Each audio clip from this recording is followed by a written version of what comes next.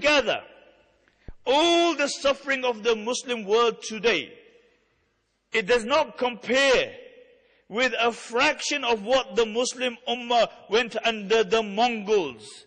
When Genghis Khan, history records that there were only two generals who never lost a battle. One was Genghis Khan and the other was Khalid bin Walid radiyallahu anhu, the sword of Allah. When Genghis Khan and his descendants, they ransacked, they decimated the Muslim world. And this is no exaggeration. Western historians mention they reached Poland, they reached Bulgaria, they reached Moscow. But they mention that what they did to the Muslim world was unparalleled in cruelty. When they took Bukhara, the narrations mention they gathered every single Muslim in the masjids and they butchered them. When they took Samarkand, they gathered the Muslims outside Samarkand. And then every single Muslim was butchered. And then they cut off their heads. And they made pyramids out of their heads. They made pyramids out of their heads. When they took Gurgand, I think that's the place, Juwaini, the famous historian, mentions that there were 50,000 Mongol soldiers. Each one had been given 24 Muslims to execute. And then after that, they marched upon where? They marched upon the Muslim Caliphate, Baghdad. Baghdad was the most beautiful city in the Muslim world, if not the most beautiful city in the world. Musta'sim was the Caliph. And when Hulagu reached the outskirts of Baghdad, Musta'sim consulted his advisors, and they said the best thing is that you go and ask for terms. And Hulagu has made it clear. He said, if you are going to come out, don't come out by yourself. Bring your advisors with you. Bring your ulama with you. So Musta'sim came out with 700 men. And Hulagu only allowed 18 to enter into the tent. And they took the rest. These were the cream of the crop of Baghdad. And they butchered every single one. And now Musta'sim is standing in the court of the Mongol prince.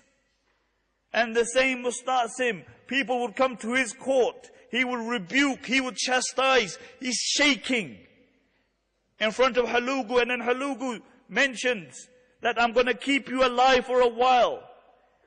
And the reason that they kept him alive is that they wanted him to go back into Baghdad and tell his men to put their weapons down. So they took him back to Baghdad. And when he had told the people of Baghdad to put their weapons down, the narrations mention they brought his 3 children in front of him. And then they butchered them. Then they brought his sisters in front of him. And in front of his eyes, they killed his sisters. And then they gathered the ulama. And they began to kill all the Sunni ulama. And then Hulagu said that the blood of the Muslims is halal for the next 40 days. They unrelentingly butchered the Muslims for 40 days. In those days, you didn't have machine guns. They would make the Muslims line up. And they would pluck them like you pluck a chicken from a poultry farm. And then they would slaughter them. For 40 days this went on. The Muslims were so petrified. The narrations mention that a Mongol woman would enter into a Muslim home and she would kill every single individual and nobody would fight her back. A Mongol woman would tell a group of Muslim men, don't move from here. And they wouldn't move from there. And she would go home and she would bring a sword and she would butcher every single one. Narration mentioned that one Mongol would kill 40 children after killing their mothers. The entire population of Baghdad was close to the entire population of Birmingham. And half of the population was destroyed. And after 40 days, Halugu came into Baghdad and he gave an order that the killing should be stopped. And many of the Muslims had dug graves. And they were hiding in these graves. Many ate dogs, cats, even corpses to survive. This was the situation. And then Halugu said to Musta'sim, he said, bring me your wealth. So he brought him his wealth. He said, no, bring me the wealth which is hidden. And in the middle of the palace there had a hawd. And underneath was the treasure which had been gathered for the last 500 years. For the last 500 years, the Abbasid caliphs had hid their wealth there. In one day, it went up. And then they imprisoned Musta'sim and they starved him. And Musta'sim asked for some food. And Halugu sent him a platter with gold upon it. And he said, what am I going to do with this gold? He sent it back. And then Halugu went to him. And look at this. This is a non-Muslim. He's telling the Muslim king. He said, if you can't eat it, then why did you hoard it for? If you couldn't eat it, why did you hoard it for? Why did you give it to your men? So they were ready to die for you. And then he took him and he showed him the big gates of Baghdad. He said, what good are these big metal gates when there is no men to defend them? Why didn't you break these gates and make lances out of them and give them to your men? And Musta'sim said, it's Qadrullah. And Halugu said, I will show you Qadrullah. And they rolled him up in a carpet. And then they had him trampled by the horses. 800,000 Muslims died. 800,000. The Darul Hikmah, the greatest Muslim library in the world. Millions of books were ransacked, thrown into the Euphrates until the Euphrates went black with the ink. Black with the ink. And Halugu found it so difficult to stay in Baghdad because the stench of the dead corpses that he moved out of Baghdad. This is what happened with the Muslims. But then, let's ask ourselves a question. How was it possible that in a period of 80 years, the same barbaric Mongols became Muslims? They became ambassadors. Because there were men and women who carried on the dawah, even in this state. Nothing perturbed them. People died for this dawah. The Sahaba died to promote and propagate this deen. When the women in the time of the Mongols were at the forefront of dawah.